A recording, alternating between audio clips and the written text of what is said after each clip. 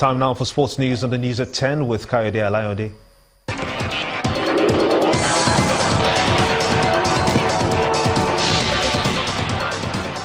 Welcome now to sports news. Let's begin at home. Papilo FC, owned by former Super Eagles captain Nwankwo Kanu, began their campaign in the 2016-2017 Nigeria National League with a 1-1 draw away to Racines of Lagos. Abraham Chibuzo scored the opener for Papilo FC in the first half before Olafimiho Gafar and AS Racines a share of the spoil in added time. AS Racines, coached by Kanu's former Super Eagles strike partner, Victor Agali. FC Papilo, you can see from our game, we are very ready to play. And I believe I'm winning on all my games. I believe I'm not going to lose any of the games. I believe in myself and my boys. Yeah, for me it means a lot because if I play back the tape, 20 years ago I was on this stage playing the same National League, and that was how I made it to Europe. And I feel coming back to Nigeria to support the youths, give them what it takes, and try to encourage them on this lower level, because definitely it's difficult for clubs in Premier League to accept young players like this. They always talk about inexperience and a lot of things. But coming back here was just to push them up and to make them see that it's possible, even at the tender age, to get into this level.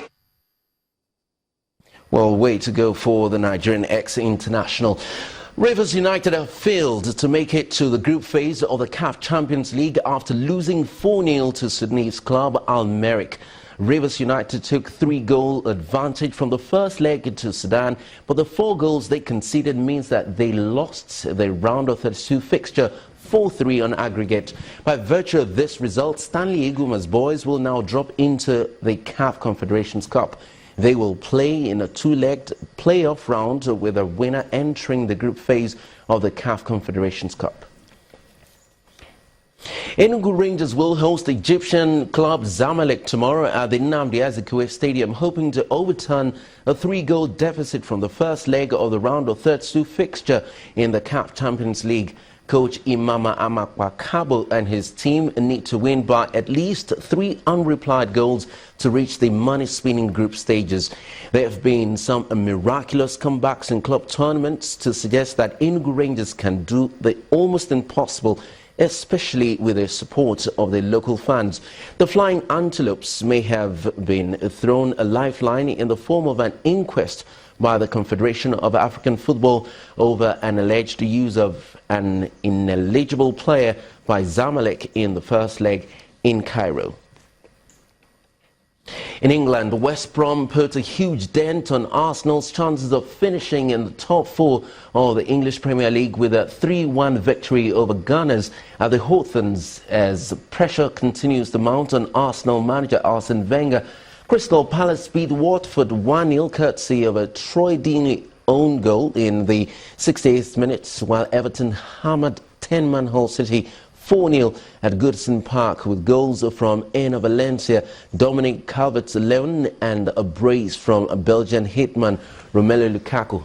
Elsewhere, league leaders Chelsea defeated hard-fighting Stoke City 2-1 at the Britannia Stadium. Sunderland and relegation-threatened Burnley played a goalless draw at the Stadium of Light, while resurgent Leicester City secured a priceless 3-2 away victory over West Ham at the Olympic Stadium. Bournemouth also beat Swansea 2-0 as the last game of the day.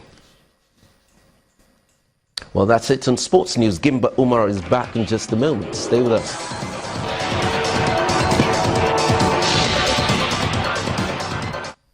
French prosecutors have opened investigation into the cause of an attack on a female soldier at the Orly airport by an unidentified alleged radical Muslim.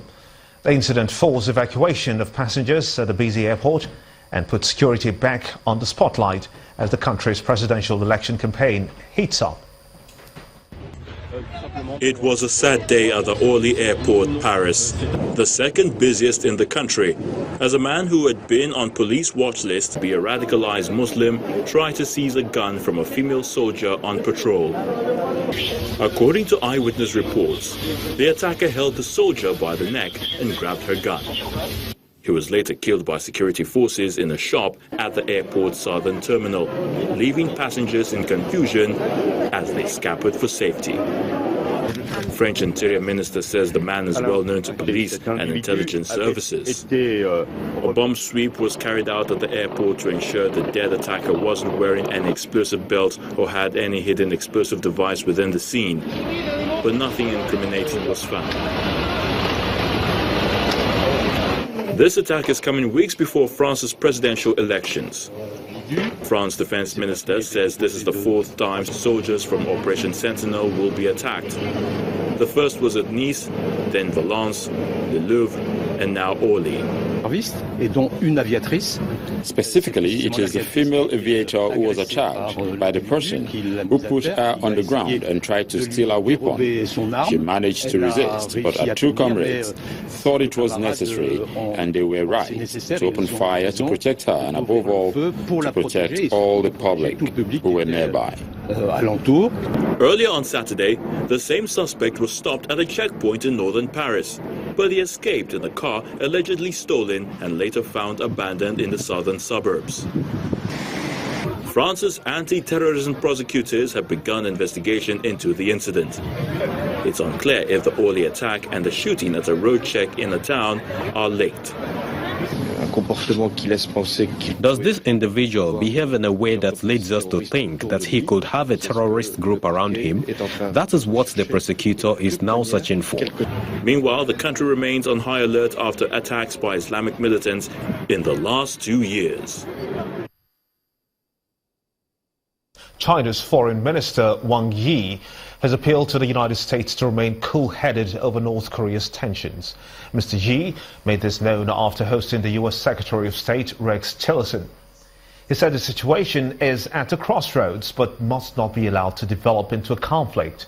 Mr. Tillerson also spoke of dangerous levels of tension a day after suggesting the U.S. might launch a preemptive strike against North Korea. And the main news again.